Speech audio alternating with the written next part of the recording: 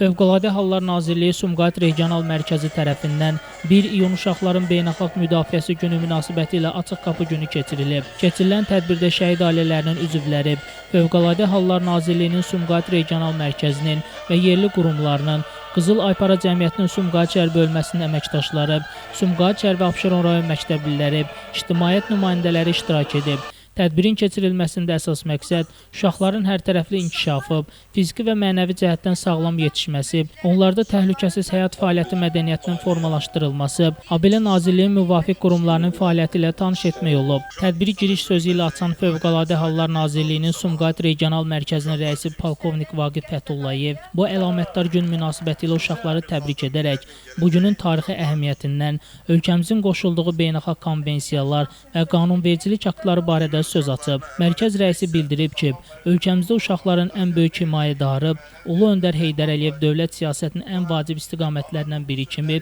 böyüməkdə olan nəslin sağlam, firavan, xoşbəxt yaşamasını göstərib. Həmçinin ölkə başçısı İlham Əliyevin, birinci vitse-prezident Mehriban Əliyevanın rəhbərliyi altında bu istiqamətdə mühüm addımlar atıldığını, böyük işlər görüldüyünü tədbir iştirakçılarının diqqətinə çatdırıb. Daha sonra tədbir musiqi nömrələri, ədəb-bədii kompozisiyalar, səhnəcik və rəqslərlə davam edib. Açıq qapı günündə uşaqlara Fövqəladə Hallar Nazirliyi Sumqayıt Regional Mərkəzinin, kiçik həcmli gəmilərə nəzarət və sularda xilas etmə dövlət xidmətinin, Sumqayıt şəhər Dövlət Yanğından Mühafizə İdarəsi tərəfindən yanğın söndürmə və xilas etmə texnikası və avadanlıqları təqdim olunub. Xilasedicilərin gündəlik iş fəaliyyəti barədə məlumat verilib. Uşaqların sualları cavablandırılıb. Onların iştirakı ilə təşkil olunan təlim isə böyük marağa səbəb olub. Tədbir çərçivəsində eləcə də şagirdlər üçün viktorina təşkil edilib və qalib şagirdlərə fəxri fərmanlar verilib. Sonda uşaqlara hədiyyələr təqdim olunub, xatirə şəkli çəkdirilib. Şəmstan Fikrətli, Elbrus İsmailov, Bugün informasiya proqramı üçün.